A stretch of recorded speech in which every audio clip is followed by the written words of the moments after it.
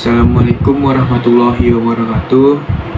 Sebelumnya perkenalkan, nama saya Rian Saputra dengan NIM 2103200010. Adapun dalam kesempatan video kali ini saya akan membuat tugas dengan mata kuliah manajemen risiko, yang dimana di awal ini saya akan membuat atau menjelaskan materi pertama, yaitu tentang risiko dan manajemen risiko. Sebelum itu kita harus tahu dulu apa itu risiko. Risiko merupakan suatu keadaan adanya ketidakpastian dan tingkat ketidakpastiannya terukur secara kuantitatif. Risiko juga dapat diartikan sebagai suatu keadaan ketidakpastian di mana jika terjadi sesuatu keadaan yang tidak dikehendaki dapat menimbulkan suatu kerugian. Risiko berhubungan dengan ketidakpastian ini terjadi oleh karena kurang atau tidak tersedianya cukup informasi tentang apa yang akan terjadi. Sesuatu yang tidak pasti atau uncertain dapat berakibat menguntungkan atau merugikan.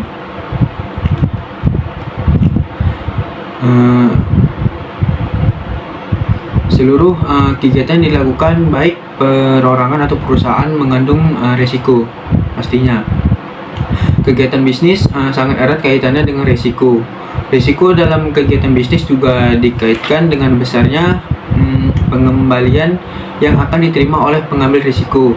Semakin besar risiko yang dihadapi, maka dapat diperhitungkan bahwa pengembalian diterima juga akan lebih besar. Risiko juga adalah kemungkinan hasil yang diperoleh menyimpang dari yang diharapkan, di mana risiko itu sendiri bersifat inheren atau melekat pada segala sesuatu. Dia juga bersanding set by set dengan value layaknya dua sisi mata uang yang sama. Yang membedakan diantaranya adalah seberapa besar tingkat paparan risiko serta seberapa besar tingkat penerimanya terhadap risiko tersebut. Risiko setiap membuat sesuatu pasti tentunya ada risiko yang terjadi.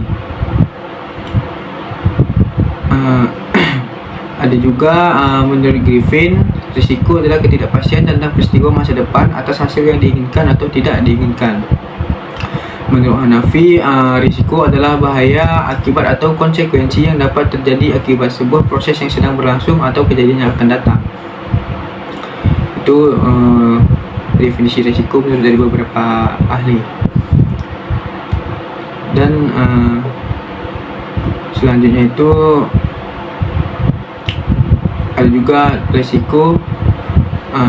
Faktor penyebab risiko itu ada seperti bencana, seperti banjir. Tentunya akan berisiko bagi masyarakat, seperti tanah longsor, gempa, gelombang laut tinggi yang secara langsung dapat menimbulkan kerugian. Itu termasuk risiko dari faktor alam. Selanjutnya itu ada bahaya dari risiko. Yang pertama itu bahaya fisik, misalnya itu yang berhubungan dengan fasilitas bangunan suatu kantor, peralatan yang gagal produk. Contohnya itu seperti tabung gas yang mudah meledak, pesawat terbang yang jatuh, kapal laut yang tenggelam, mobil mogok tanpa sebab, dan lain sebagainya. Itu merupakan bahaya fisik dari risiko. Karena dalam kita menggunakan barang-barang tersebut kan tidak tahu nih bakal terjadi risiko apa, seperti yang bakal terjadi untuk kedepannya. Selanjutnya itu ada bahaya moral.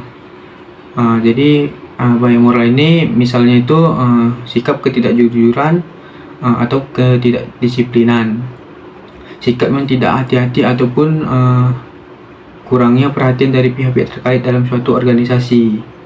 Itu juga dapat dikatakan risiko bahaya. Selanjutnya ada bahaya karena hukum atau peraturan. Misalnya kita mengabaikan undang-undang atau peraturan yang telah ditetapkan, seperti kita melanggar sesuatu yang memang sudah ditetapkan oleh undang-undang. Itu merupakan pelanggaran yang kita buat sendiri. Pastinya bakal menjadi risiko buat diri kita sendiri juga, karena kita sudah melanggar apa yang telah ditetapkan di dalam undang-undang tersebut. Selanjutnya ada sumber-sumber resiko. Di sini yang pertama itu ada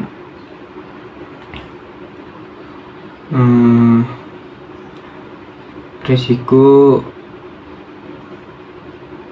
politik.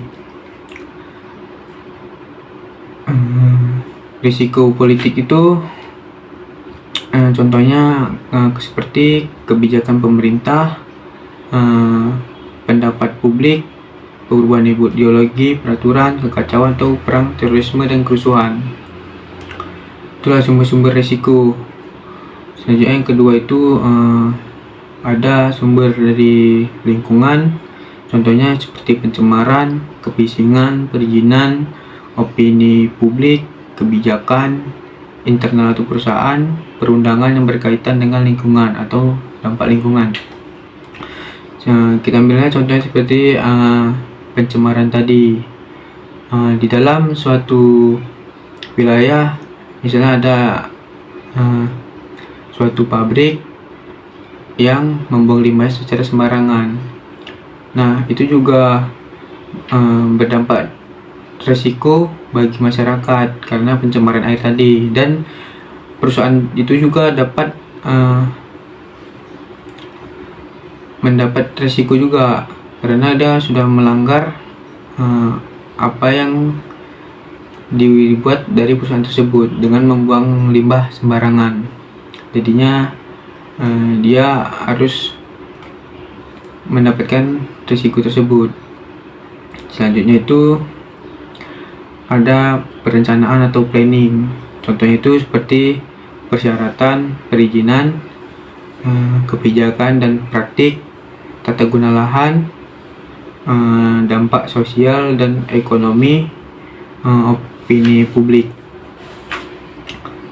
Selanjutnya ada pemasaran atau market. Contohnya seperti permintaan atau perkiraan, persaingan, keuangan atau keusangan, kepuasan pelanggan, mode.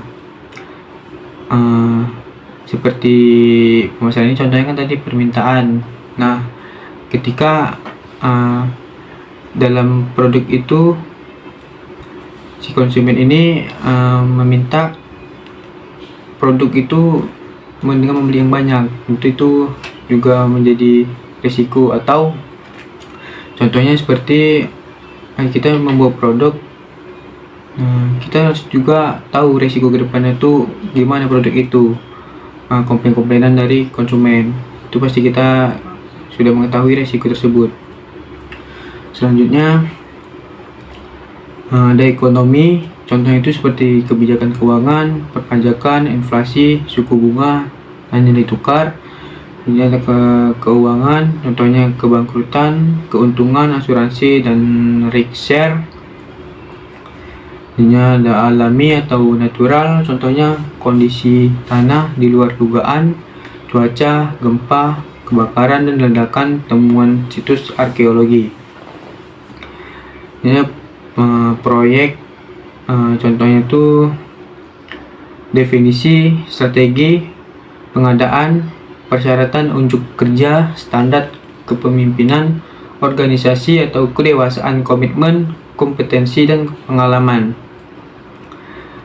Perencanaan dan pengendalian kualitas, rencana kerja, tenaga kerja, dan sumber daya, komunikasi, dan budaya.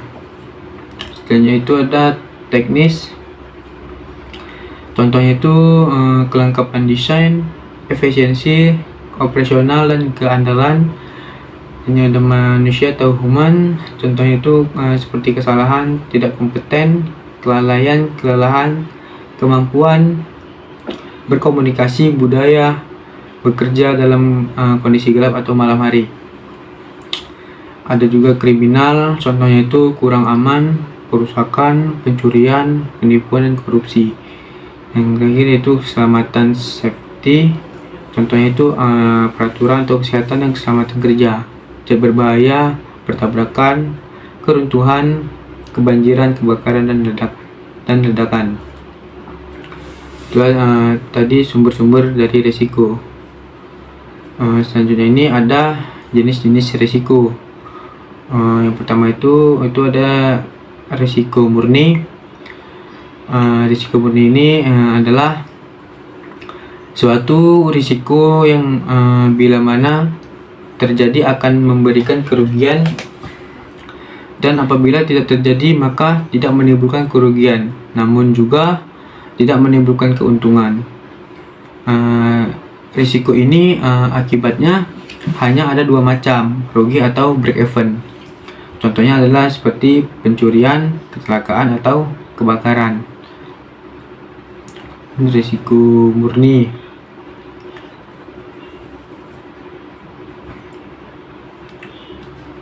Selanjutnya yang kedua itu ada risiko spekulasi. Risiko spekulasi adalah risiko yang berkaitan dengan terjadinya dua kemungkinan, yaitu peluang mengalami kerugian finansial atau memperoleh keuntungan. Risiko ini akibatnya ada tiga macam, yaitu rugi, untung, atau break even. Contohnya ada investasi saham di bursa efek, membeli undian, dan sebagainya. Seperti kita menginvestasikan beberapa dana kita ke dalam suatu bursa efek. Nah, itu kita juga harus menerima risiko apapun kedepannya yang akan terjadi. Risiko itu atau kita mendapat keuntungannya atau tidak, karena kan dari investasi kita tidak tahu nih bakal gimana kedepannya. Jadi itu merupakan contoh dari risiko spekulasi. Selanjutnya itu ada risiko bisnis.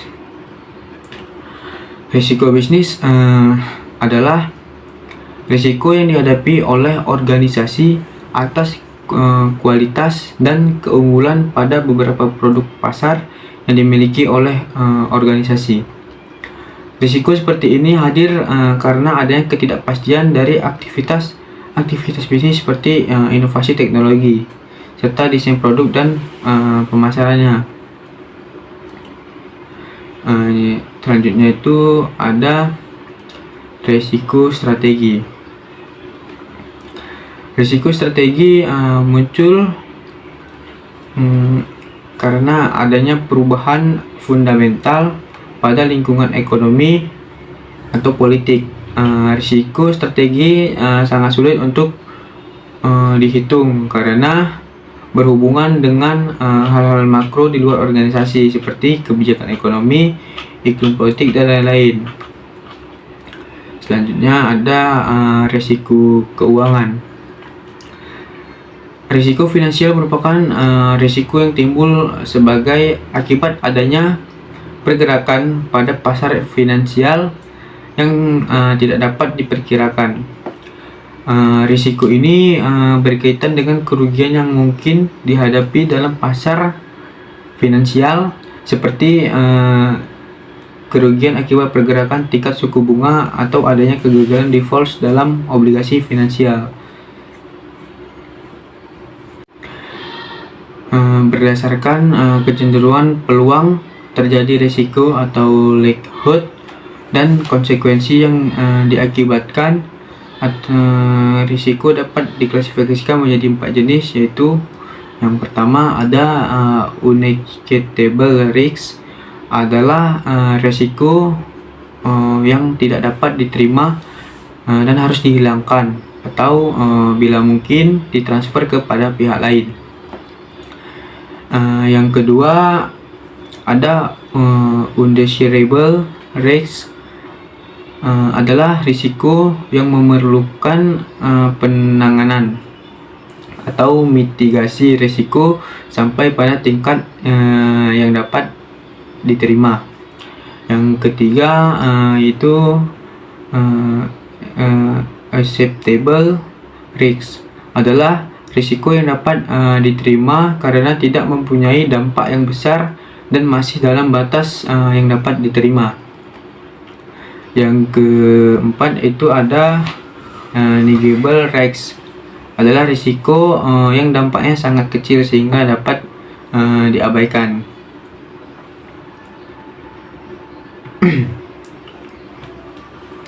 Nah, ada juga kategori risiko. Yang pertama itu risiko dari sudut pandang penyebab. Ada tuh risiko keuangan dan risiko operasional. Yang kedua itu risiko dari sudut pandang akibat. Yang pertama itu risiko murni, seperti contohnya itu kebakaran. Contohnya itu kebakaran ini kan terjadi pasti kan ada sebabnya itu. Akibat itu ya kebakaran. Jadi risiko yang dihadapi itu kebakaran. Seperti contohnya lagi memasak dan lupa mematikan kompor. Itu juga menjadi risiko bagi diri sendiri karena bakal menyebabkan kebakaran. Yang kedua yaitu risiko spekulatif atau risiko melakukan investasi. Dalam menginvestasikan suatu saham kepada perusahaan, itu kita harus sudah siap menerima risikonya apapun yang bakal terjadi ke depannya. Mau itu untung atau rugi, itu sudah menjadi risiko kita.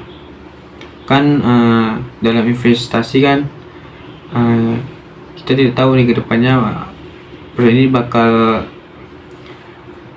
mendapat keuntungan atau enggak bagi kita, atau malah kita rugi dalam menginvestasikan saham tersebut. Itu termasuk ke risiko spekulatif. Selanjutnya ada risiko dari sudut pandang aktivitas. Misalnya aktivitas pemberian kredit oleh bank, aktivitas pelayanan kepada masyarakat. Selanjutnya ada aktivitas dari sudut pandang kejadian. Misalnya risiko kebakaran. Seperti yang dijelaskan tadi, risiko kebakaran itu terjadi karena kelalaian kita. Jadi setiap kita melakukan sesuatu, pasti kita sudah siap untuk menerima risikonya. Selanjutnya ada risiko dari sudut pandang jenis risiko, mencakup risiko teknologi, risiko keuangan atau ekonomi, risiko sumber daya manusia atau kapasitas, hak intelektual, risiko kesehatan, risiko politik, risiko hukum, risiko keamanan, dan lain-lainnya. Selanjutnya risiko dari sudut pandang sumbernya. Yang pertama ada risiko eksternal, itu ada politik, ekonomi, dan bencana alam. Itu termasuk dari risiko eksternal karena risikonya dari luar. Seperti bencana alam itu kan risikonya dampaknya dari luar atau dari alam. Selanjutnya itu ada risiko internal seperti reputasi, keamanan, manajemen, atau informasi untuk pengambilan keputusan. Bahkan dalam kita mengambil keputusan juga itu termasuk ke dalam risiko, yaitu risiko internal. Selanjutnya ada risiko dari sudut pandang penerima risiko, mencakup orang atau human rights, risiko reputasi, hasil program, bangunan dan aset, lingkungan, pelayanan, dan lain-lain. Itu risiko dari sudut pandang penerima risiko. Selanjutnya ada Resiko dari sudut pandang tingkat kemungkinan atau level atau status resiko. Resiko rendah, ada resiko menengah dan resiko tinggi. Resiko pada level rendah dan sangat rendah dapat diterima dan tidak perlu dilakukan proses mitigasi resiko. Nah, resiko dengan level sedang hingga sangat tinggi harus ditangani untuk menurunkan level resikonya. Selanjutnya itu risiko dari sudut pandang kemampuan mengendalikan. Risiko yang sangat terkendali, risiko yang kurang terkendali, risiko yang tidak atau sangat sulit dikendalikan. Itu risiko dari sudut pandang kemampuan mengendalikan. Selanjutnya ada risiko dari sudut pandang hierarki risiko. Ada risiko strategis, risiko program, risiko proyek, dan risiko operasional. Selanjutnya ada risiko dari sudut pandang penetapan tujuan organisasi. Pertama ada risiko strategis berhubungan dengan keselarasan dengan selera risiko. Risiko operasional berhubungan dengan aktivitas dan efisiensi aktivitas operasi. Dan risiko pelaporan itu berhubungan dengan keandalan dalam proses pengambilan keputusan, dan risiko ketaatan berhubungan dengan kesesuaian terhadap regulasi yang berlaku. Nah, selanjutnya kita masuk ke manajemen risiko. Manajemen risiko adalah suatu pendekatan sistematis untuk menentukan tindakan terbaik dalam kondisi ketidakpastian.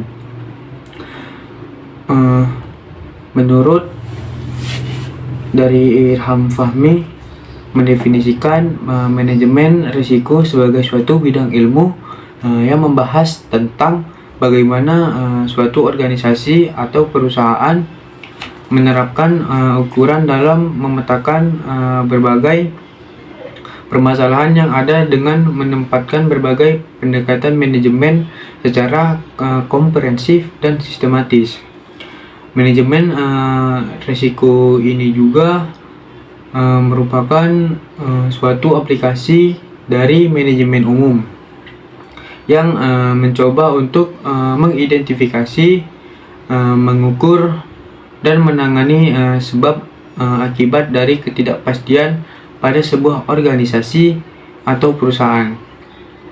Dengan demikian, manajemen risiko diperlukan guna menghindari dan meminimalisir risiko yang akan muncul atau dihadapi perusahaan.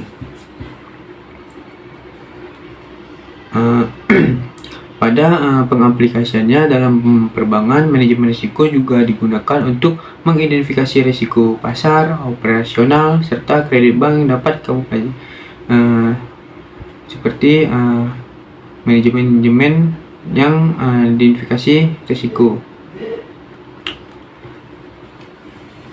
Proses manajemen risiko yang lengkap dimulai dari penetapan konteks, identifikasi risiko, analisis risiko, evaluasi risiko, dan penanganan risiko, serta dilengkapi dengan adanya komunikasi dan konsultasi pada masing-masing tahapan dan monitoring review. Di sini juga ada tujuan manajemen risiko. Tujuan dari manajemen risiko yang pertama itu melindungi organisasi dari tingkat risiko signifikan yang dapat menghambat pencapaian tujuan organisasi. Jadi di dalam suatu organisasi itu kita harus ada manajemen yang untuk melihat risiko apa yang akan terjadi ke depannya. Hal ini dapat berguna bagi suatu organisasi untuk melindungi organisasi tersebut agar tidak terhambatnya tujuan yang akan dituju oleh organisasi tersebut. Yang kedua, itu mendorong manajemen untuk bertindak proaktif mengurangi risiko kerugian, menjadikan pengelolaan risiko sebagai sumber keunggulan bersaing dan keunggulan kinerja organisasi. Nah, maksudnya itu dengan adanya manajemen risiko ini dapat mengurangi kerugian. Jadi ketika kita dalam organisasi itu, untuk mencapai tujuan itu, kita tidak banyak mengalami kerugian dalam menjalankan usaha tersebut. Selanjutnya itu ada memberikan dasar yang kuat dalam pengambilan keputusan dan perencanaan. Nah, dalam mengambil keputusan dan perencanaan, kita juga harus menggunakan manajemen risiko agar keputusan itu kita ambil dengan tepat. Selanjutnya itu mendorong setiap insan organisasi untuk bertindak hati-hati dalam menghadapi risiko organisasi sebagai upaya memaksimalkan nilai organisasi demi mencapai tujuan yang diinginkan bersama. Nah, dalam manajemen risiko juga organisasi juga harus bertindak hati-hati dalam menghadapi risiko organisasi agar memaksimalkan nilai organisasi untuk mencapai tujuan yang diinginkan secara bersama. Selanjutnya itu meningkatkan kepatuhan kepada regulasi. Selanjutnya meningkatkan kepentingan dan kepercayaan para pemangku kepentingan. Selanjutnya itu meningkatkan ketahanan organisasi. Dalam manajemen risiko dapat juga meningkatkan ketahanan organisasi. Selanjutnya itu membangun kemampuan mensosialisasikan pemahaman mengenai risiko dan pentingnya pengelolaan risiko. Nah, ini juga sangat penting dalam suatu organisasi. Manajemen risiko ini juga harus kita sosialisasikan kepada seluruh anggota agar mereka itu paham mengenai risiko dan pentingnya mengelola risiko dalam menjalankan suatu usaha di organisasi tersebut. Kalau tidak mengetahui risiko dan tidak dapat mengelola risiko, maka organisasi akan hancur karena dapat menyebabkan kerugian yang sangat besar. Itu mungkin dapat merugikan diri sendiri ataupun perusahaan tersebut. Jadi anggota itu harus tahulah mengenai risiko dan pentingnya pengelolaan risiko, dan dari organisasi tersebut juga harus mensosialisasikan kepada anggota-anggotanya agar mereka memahami risiko dan tidak menganggap sepele tentang risiko ini. Selanjutnya itu meningkatkan kinerja organisasi melalui penyediaan informasi tingkat risiko yang dituangkan dalam peta risiko atau risk map yang berguna bagi manajemen dalam pengembangan strategi dan perbaikan proses manajemen risiko secara terus-menerus. Nah, maksudnya itu meningkatkan kinerja organisasi melalui penyediaan informasi tingkat risiko ini harus berguna bagi manajemen dalam pengembangan strategi dan perbaikan proses manajemen risiko terus-menerus. Tujuan dari manajemen risiko ialah untuk menjamin bahwa suatu perusahaan atau organisasi dapat memahami, mengukur, serta memonitor berbagai macam risiko yang terjadi, dan juga memastikan kebijakan-kebijakan yang telah dibuat dapat mengendalikan berbagai macam risiko yang ada. Agar pelaksanaan bisa berjalan dengan lancar, maka perlu adanya dukungan dari penyusun kebijakan dan pedoman manajemen risiko sesuai dengan kondisi perusahaan. Tujuan manajemen risiko secara umum digunakan untuk dasar agar bisa memprediksi bahaya atau hal yang tidak menyenangkan yang akan dihadapi dengan perhitungan yang cermat serta pertimbangan yang matang dari berbagai informasi di awal untuk menghindari hal-hal yang tidak diinginkan.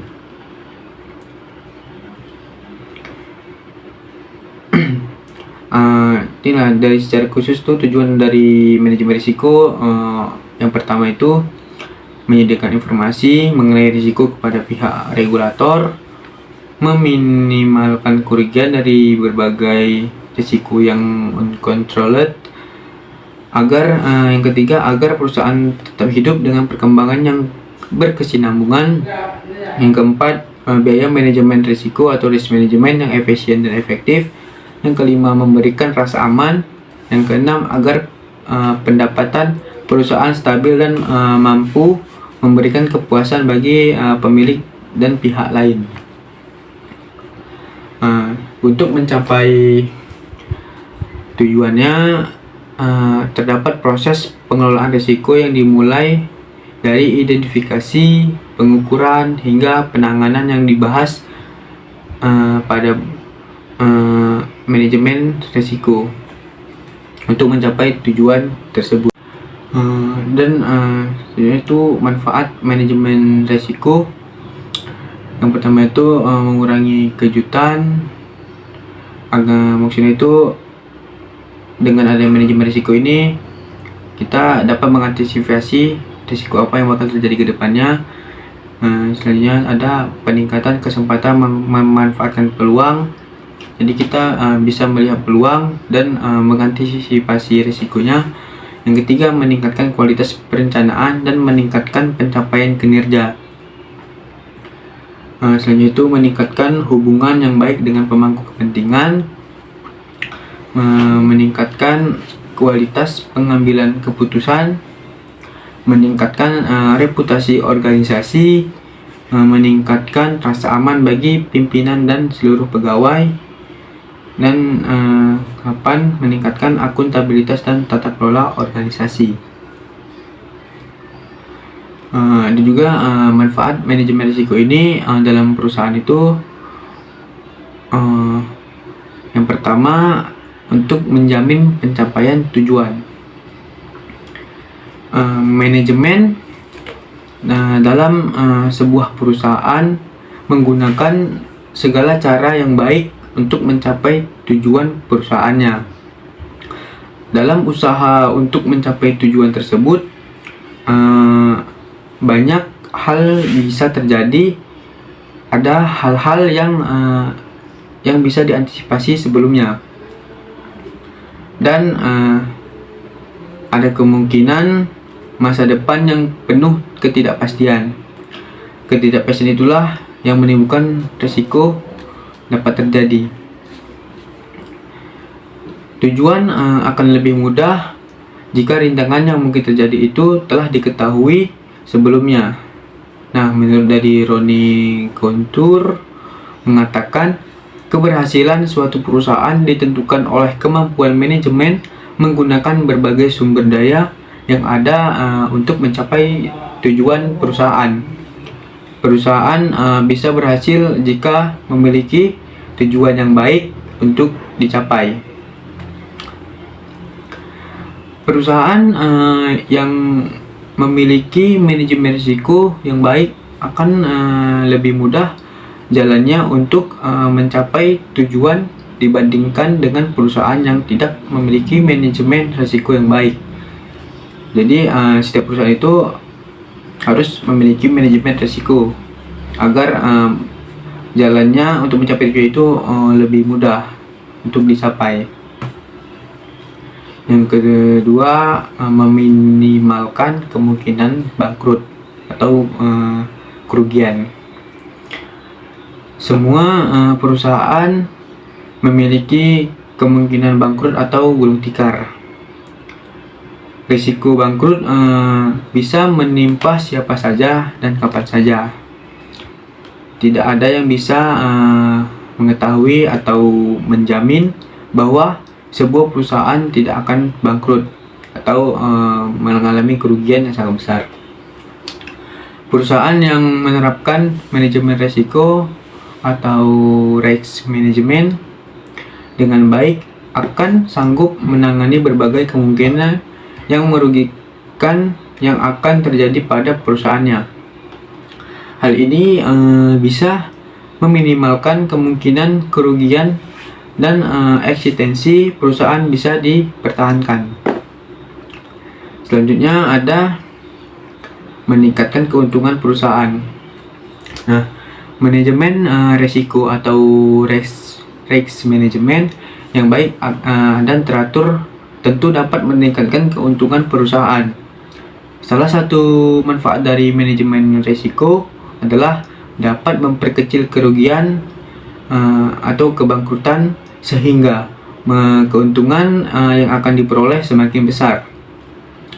Dengan penanganan risk management yang baik, segala kemungkinan kerugian yang bisa menimpa perusahaan bisa dibuat seminimal mungkin sehingga biaya menjadi lebih kecil dan keuntungan yang masuk ke perusahaan bisa lebih bertambah atau lebih besar. Hal ini harus menjadi salah satu indikator suksesnya pelaksanaan manajemen risiko dalam suatu perusahaan. Yang keempat itu memberikan keamanan pekerjaan. Manajer harus memiliki kemampuan memahami, menganalisa, dan menangani risiko. Manajer yang dapat menangani risiko dengan baik dapat membantu menyelamatkan perusahaan. Apabila perusahaan yang manajer tangani tersebut dapat terhindar dari kerugian, maka sudah pasti perusahaan akan mengalami kemajuan dan karir manajer pun akan ikut maju, dan perusahaan tersebut akan mendapatkan keuntungan yang lebih besar dari sebelum-sebelumnya.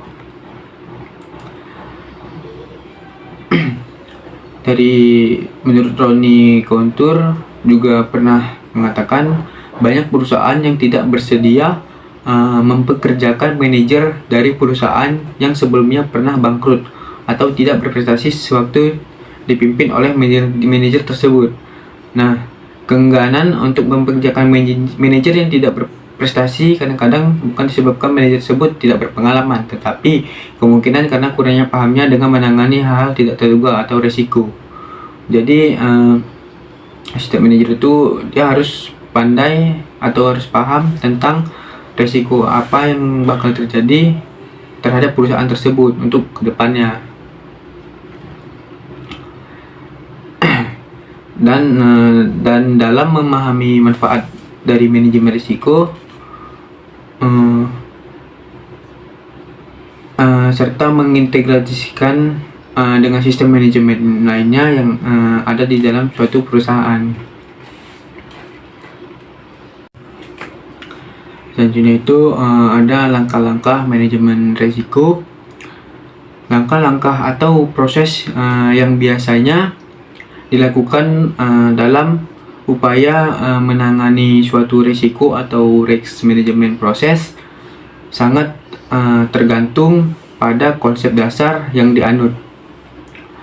Untuk membuat suatu perencanaan yang baik dalam menghindari risiko yang dihadapi perusahaan, maka ada langkah yang harus ditempuh. Yang pertama itu seperti identifikasi risiko perusahaan.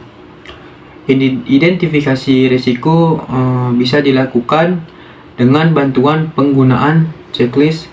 Dalam sebuah perusahaan diperlukan metode yang sistematis untuk mengeksplorasi semua segi dari sebuah perusahaan.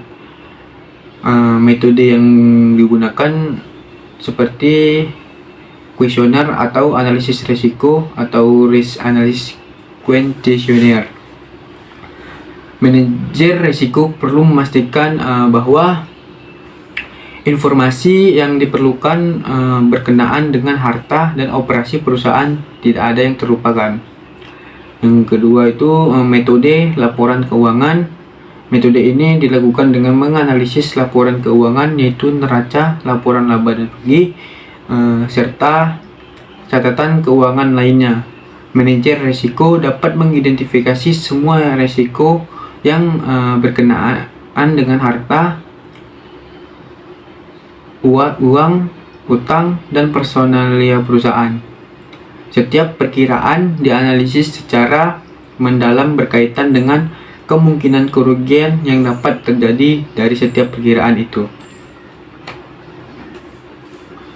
Yang ketiga, metode peta aliran. Metode ini akan menggambarkan seluruh rangkaian operasi usaha dimulai dari input sampai output. Checklist dari kerugian potensial digunakan untuk operasi yang terlihat dalam peta aliran sehingga menentukan kerugian yang dihadapi oleh perusahaan yang bersangkutan. Selanjutnya itu ada metode inspeksi langsung di tempat. Metode ini digunakan untuk melakukan pemeriksaan secara langsung di tempat, di mana dilakukan aktivitas perusahaan. Pengamatan manajer risiko bisa membuahkan hasil mengenai bagaimana kenyataan-kenyataan di lapangan, sehingga bermanfaat untuk penanggulangan risiko. Yang kelima itu mengadakan interaksi dengan pihak luar.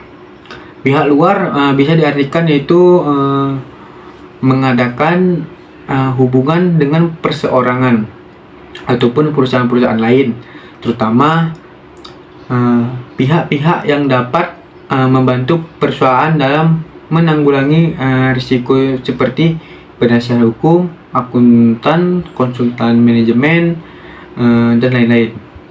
Nah, mereka dapat membantu dalam mengembangkan identifikasi terhadap kerugian-kerugian potensial.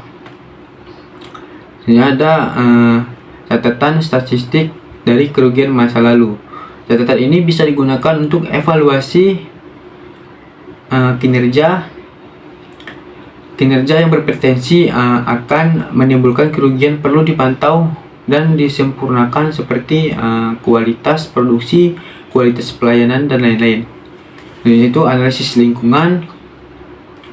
Langkah ini sangat diperlukan guna mengetahui kondisi yang mempengaruhi timbulnya risiko seperti konsumen, pesaing, dan lain-lain. Dalam menganalisis masing-masing komponen, pertimbangan yang penting diantaranya yaitu sifat hubungannya, keanekaannya, serta kestabilannya. Contohnya itu penjualan produk secara langsung atau tidak langsung, dari produsen langsung ke konsumen atau dari produsen melalui grosir, pedagang eceran baru ke konsumen, dan lain-lain.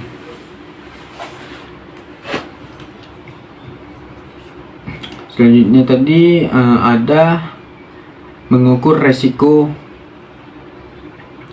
Mengukur risiko usaha dilakukan dengan tujuan untuk mengetahui relatif tingkat pentingnya dan memperoleh informasi untuk menetapkan kombinasi peralatan manajemen risiko yang tepat untuk menangani. Metode untuk mengukur risiko ini, yang pertama itu metode sensitivitas. Metode sensitivitas merupakan suatu cara pengukuran dampak pada exposure dari akibat pergerakan variabel suatu resiko. Pengukuran dengan metode sensitivitas ini banyak digunakan karena metode ini paling mudah teknis perhitungannya, dan hampir semua analisis dan manajer perusahaan pernah melakukan metode sensitivitas terhadap rencana keputusan. Adapun variabel risiko yang dianalisis menggunakan metode sensitivitas yaitu seperti risiko suku bunga, nilai tukar, pasar, kredit, dan risiko likuiditas. Selanjutnya itu ada metode volatilitas. Metode volatilitas merupakan metode yang menunjukkan besaran kemungkinan hasil di sekitar ekspektasi hasil. Volatilitas yang sering digunakan adalah jangkauan atau range dan standar deviasi. Perhitungan standar deviasi dapat menggunakan dua jenis data, yaitu data historis dan data hasil peramalan. Yaitu selanjutnya risiko sisi bawah atau downside risk. Risiko dapat memberi dampak positif maupun negatif. Risiko ini hanya mengukur potensi dampak buruk bila risiko menjadi kenyataan.